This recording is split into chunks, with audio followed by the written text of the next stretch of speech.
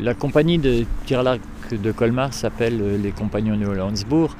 Elle a été créée par M. Charles Spiegelalter, ancien adjoint au maire, en 1975. La salle d'entraînement se trouvait à l'époque à la Manufacture, maison des associations, rue d'Innersem. Et par les fenêtres de cette salle d'entraînement, on voyait le château du Hollandsbourg, ce qui explique la dénomination du club. Effectivement, ce club a 33 ans. Il est composé en moyenne, bon an, mal an, de 60-70 membres, dont environ 2 tiers de jeunes, donc à savoir environ 40-45 jeunes sur l'ensemble des licenciés chaque année. On y pratique essentiellement du tir en salle, bien sûr, puisque nous sommes à la Manufacture, donc ce sont des distances de 18 mètres. Et nous disposons également d'un terrain extérieur qui est à la Mittellarc, qui nous permet de pratiquer le tir fédéral, qui est des tirs à 50 mètres, et le tir FITA, qui sont des tirs à 70 mètres. Nous ne pratiquons pas du tout le tir chasse, et encore moins le tir nature. D'autres clubs se sont spécialisés dans cette activité. Pour nous, on reste cantonné à cette pratique et à ces distances. Voilà 5 ans, nous avons souhaité créer une section handisport pour permettre à des personnes handicapées et handicapées motrices comme moi de participer également à cette activité sportive. Nous sommes d'ailleurs très fiers d'avoir au sein de notre club Elisabeth Barléon, qui est championne de France de tir à l'arc en salle, qui s'entraîne régulièrement au sein de nos structures, et également des jeunes personnes qui sont issues du centre de repos et de soins de la ville de Colmar, et moi-même également. Et bien sûr, c'est un appel, d'autres personnes qui pourraient ou qui auraient envie de s'initier ou de participer ou de pratiquer le tir à l'arc sont les bienvenus, car nos structures sont entièrement accessibles, que ce soit la salle à la Manufacture ou que ce soit le terrain. Alors, le tir à l'arc est une discipline sportive à part entière. Ce n'est pas une discipline énergétique. On ne va pas transpirer à l'entraînement comme on pourrait le faire dans un sport collectif ou comme en athlétisme. Ça demande une très très grande stabilité mentale, la capacité de se concentrer et de se réaliser au moment voulu. On apprend à l'entraînement à réaliser un geste avec une grande technicité, une grande finesse dans le mouvement. Et la difficulté, c'est de pouvoir le réaliser jusqu'au meilleur niveau, avec toute la pression qu'on peut imaginer avoir sur les épaules quand on tire une finale de championnat de France ou, pour les meilleurs, une finale de compétition internationale.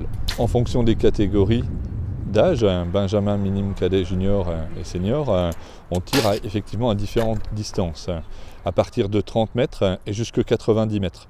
Les benjamins tirent dans la discipline internationale à 30 mètres, à 50 mètres pour les minimes, les moins de 14 ans. Les autres, cadets, juniors et seniors, tirent à 70 mètres, 72 flèches dans le cadre de ce qu'on appelle le 2 x 70 mètres. Au niveau international, les hommes tirent également jusqu'à 90 mètres. Les championnats du monde avaient lieu en 2007 en Allemagne. À cette occasion-là, les hommes ont tiré à 90, 70, 50 et 30 mètres, alors que les femmes en même temps tiraient à 70, 60, 50 et 30 mètres. C'est pour les disciplines de tir sur cible. Il existe également des disciplines de parcours qui se pratiquent sur des parcours accidentés, en forêt en particulier. Les compétitions sont organisées en Alsace, à Thann en particulier. Et là, on peut tirer jusqu'à 60 mètres. Les arcs qui sont utilisés au sein du club pour les débutants sont des arcs d'initiation, arcs classiques. Pour les compétiteurs, on a du matériel de très très haut de gamme, donc ce sont les archers qui possèdent leur propre matériel. Les matériaux qui sont utilisés pour leur conception, pour le corps principal, sont des alliages métalliques, et pour les branches, les parties élastiques, celles dans lesquelles on accumule de l'énergie en tirant sur la corde, les matériaux sont maintenant très sophistiqués, proches de ceux utilisés en aéronautique. On utilise des mousses synthétiques associées à du carbone, du kevlar, parfois même de la céramique. Pour ce qui concerne les flèches, elles sont régulièrement en carbone pour celles qu'on utilise au tir à l'extérieur, associées à une couche fine d'aluminium avec des flèches qui ont une forme fusoïdale et qui là sont de très très haut de gamme, qui coûtent aussi très très cher. En fonction de la puissance des arcs, les flèches peuvent partir jusqu'à près de 300 km/h. 300 km/h, c'est la vitesse à laquelle part une flèche avec un arc à poulie, qui est un arc équipé de poulies, comme son nom l'indique, qui permet d'avoir une vitesse de propulsion beaucoup plus importante et beaucoup plus progressive, comparé ça un peu à un turbo sur un véhicule automobile. Sur les arcs classiques, on retire environ 50 km/h, donc entre 200 et 250 km/h pour les arcs des compétiteurs qui tirent à 70 mètres. Le tir à l'arc, c'est un sport, c'est une passion qui est chargée de symboles, qui est chargée d'histoire, mais également chargée de tradition.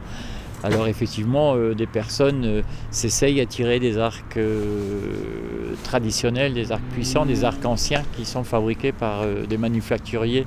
Et souvent, ce sont des modèles uniques, mais ce sont des arcs qui sont faits entièrement en bois, avec des collages de bois différents, et qui sont d'une toute beauté et qui sont effectivement très puissants. Le Robin des Bois d'aujourd'hui ressemble plutôt à un jeune du XXe siècle, qui arrive avec des moyens modernes pour obtenir un objectif et atteindre sa cible, toutefois avec une âme d'enfant, parce que la plupart de nous, la plupart des licenciés de ce club ont tous, dans leur jeunesse, rêvé ou joué à Robin des Bois avec des arcs en bois qu'ils ont fabriqués eux-mêmes, avec des flèches en bois. Et c'est encore l'image que beaucoup de parents qui amènent leurs enfants, ou beaucoup de personnes qui regardent cette activité sportive ont comme image, en se disant tiens, moi aussi quand j'étais jeune, j'ai joué à Robin des Bois. Aujourd'hui, il est tout simplement un peu plus moderne, il vit avec son temps, avec son époque, mais la mentalité et l'esprit est resté le même.